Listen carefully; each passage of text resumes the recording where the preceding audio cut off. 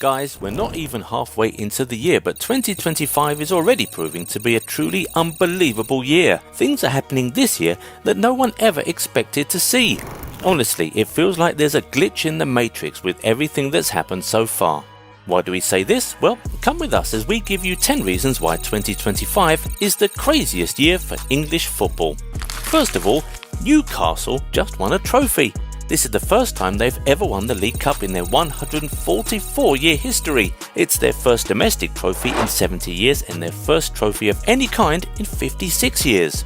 And to make that a bit crazier, they beat Liverpool in the final, a team that had looked unbeatable for most of the season. Speaking of Liverpool, isn't it crazy that a team that finished at the very top of the new Champions League phase ended up crashing out in the very first knockout round? I mean, one of the major talking points of this new format was how first and second place teams could not meet each other until the final, but Liverpool ended up stumbling at the first hurdle.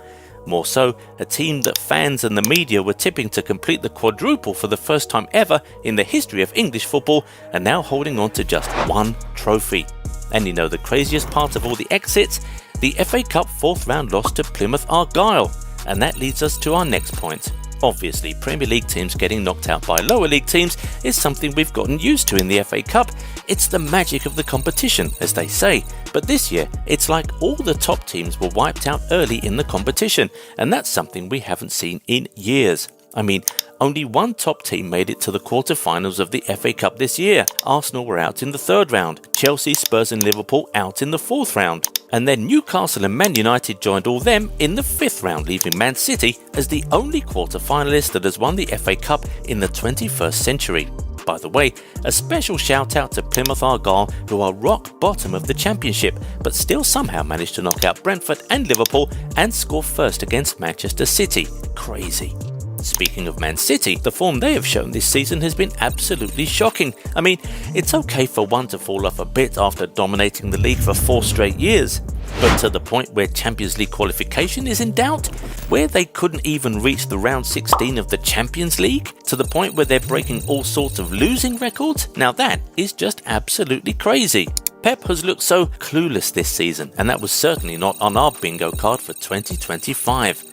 Fair enough, the team has suffered some really damaging injuries, but what we have seen has definitely gone beyond just injuries alone, if we're being honest. Speaking of injuries, who would have thought that Arsenal would break a Champions League record despite missing 4 of their attacking players due to injuries? These guys went to the Netherlands and beat reigning Eredivisie champions PSV 7-1 in front of their own fans, becoming the first team to ever score 7+ goals away from home in a knockout game in the history of the Champions League. They were without Saka, Jesus, Martinelli and Havertz. They had to start Marino as the centre forward and Tierney played some minutes as a winger, but they did it. How?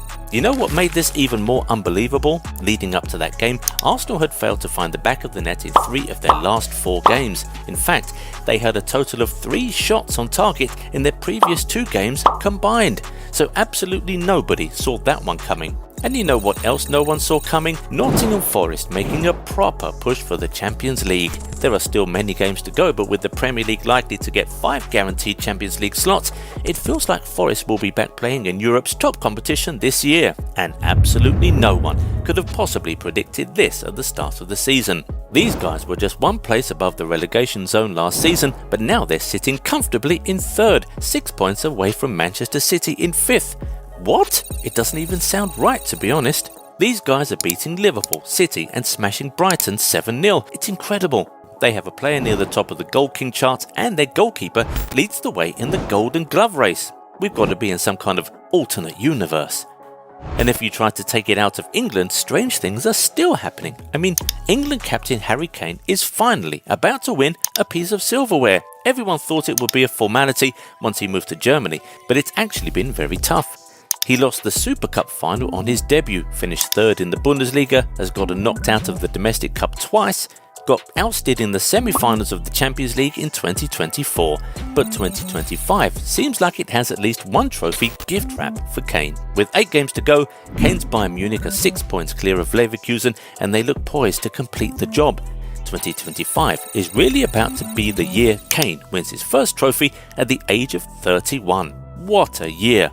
But you know what? If Bayern Munich managed to bottle it from here, it would make 2025 an even crazier year because that would mean that Kane has somehow managed to bring the Spurs spirit to Munich. Speaking of Spurs, who would have thought that Tottenham and Man United would be closer to the relegation zone than the top 4 in 2025?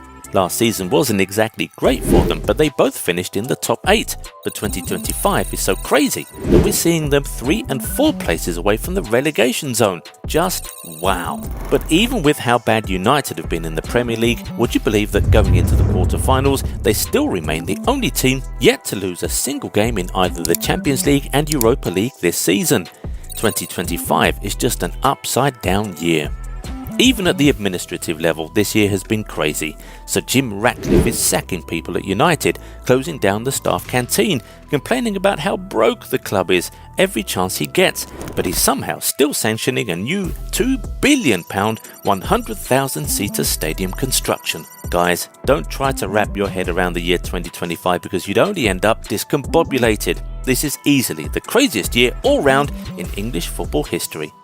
Are there other crazy things that have happened this year that we forgot to mention in this video? Share those with us in the comments. If you enjoyed the video, give it a thumbs up and subscribe to the channel. Also, turn on the bell notification so you never miss out on amazing content like this, and we'll catch you in the next one. Bye bye.